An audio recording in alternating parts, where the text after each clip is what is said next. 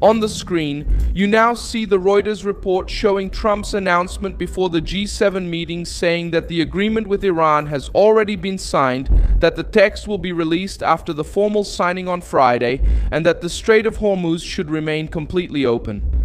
Trump arrived at the center of the international meeting with Iran, Hormuz, Ukraine, Lebanon, sanctions, and energy security on the table.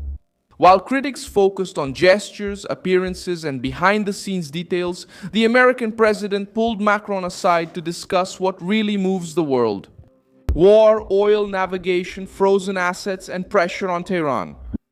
The shock starts right there. When Trump enters the meeting with a signed deal, he forces the European leaders to react to a done deal.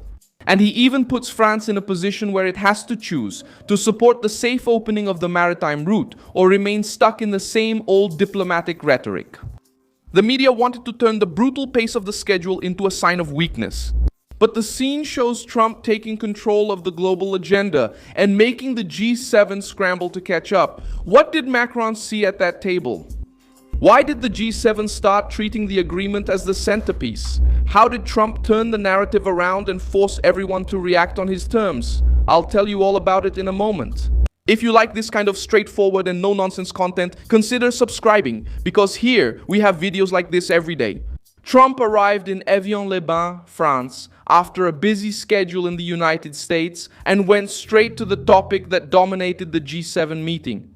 The topic wasn't just a photo with Macron, the topic was the preliminary agreement between the United States and Iran.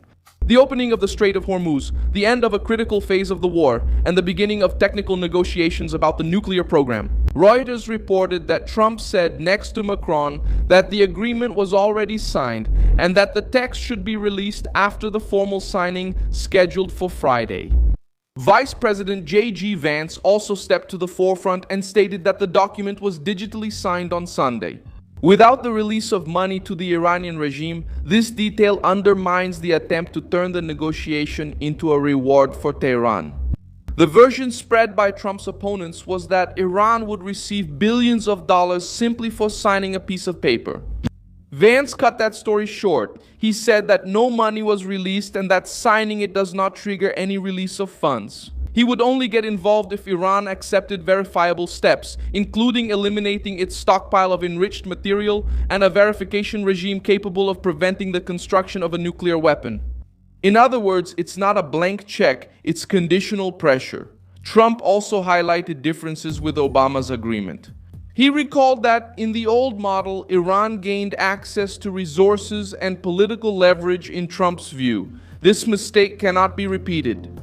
The new agreement doesn't start with an early reward, it starts with demands on behavior.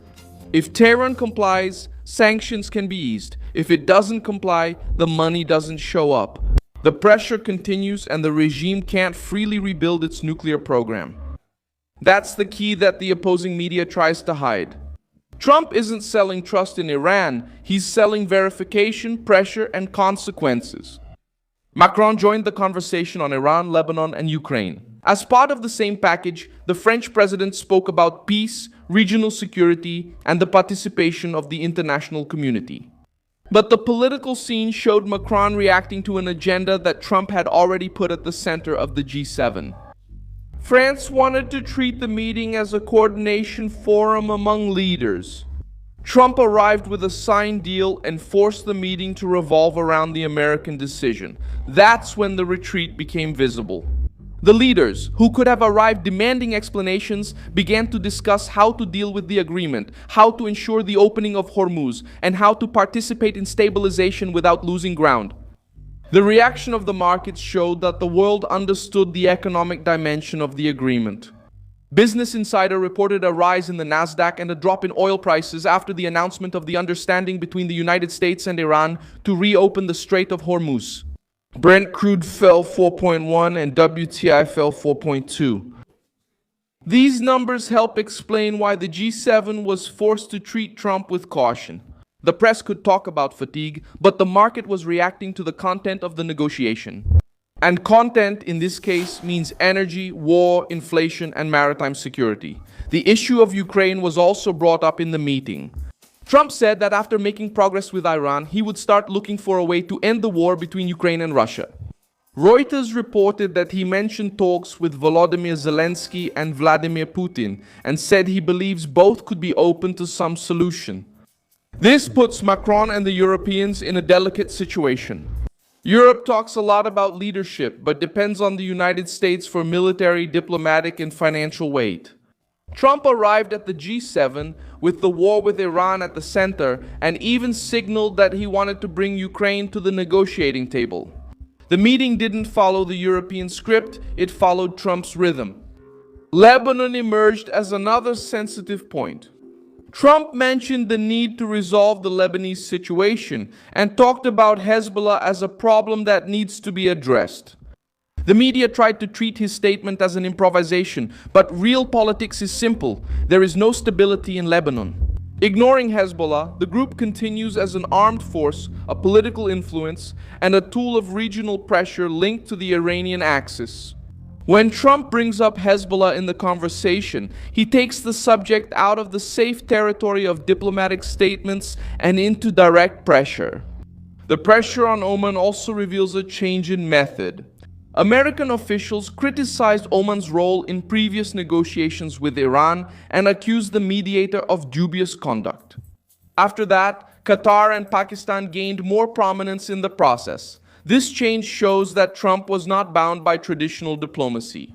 When he realized that the old path favored Tehran, he switched channels, tightened the process, and put the negotiation on track. More favorable to American interests, the presence of J.D. Vance was also calculated. Trump said he might not be at the formal signing, but Vance would be there to take care of that specific stage. Trump was coming off a grueling schedule, but politically, he arrived with a done deal in hand and a done deal at the leaders' meeting. It's worth more than just a nice pose for the camera. Macron tried to keep France at the center of the discussion, talked about taking on part of the burden, supporting the international commitment, and treating peace as a global issue. But France responded to the American agreement, and the entire G7 responded to the American agreement. When a major power arrives with the most dangerous conflict of the moment on the verge of being signed, the conversation changes. The other leaders may complain, set conditions, ask for details, or express caution. But everyone starts talking about the move that Washington set in motion. The history of the previous nuclear agreement helps to understand the difference. In 2015, the pact with Iran was presented as a broad diplomatic solution.